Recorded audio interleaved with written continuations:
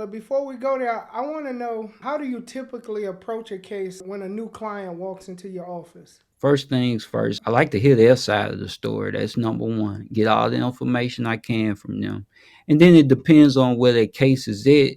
If I can get the police file, because I think it's always three versions of a story: your client's, the police version, and then what the truth is. And so first I just try to assess what the client tell me. And if the client is honest and forthcoming and tell me everything, a lot of times that helps me assess, okay, what we can and can't do, how I will move forward. Now, if they already have their discovery packet from the state, that's a really big help, because then I could just read that and figure out if there's any relevant motions that can be filed.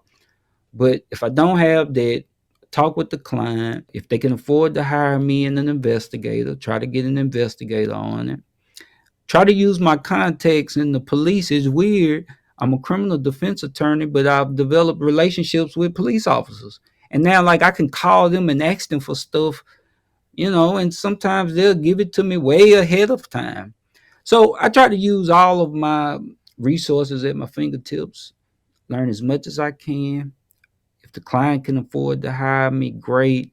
And then once we get involved in the case, you have to wait till court proceedings begin before you can start filing motions or things like that to try to knock down the case.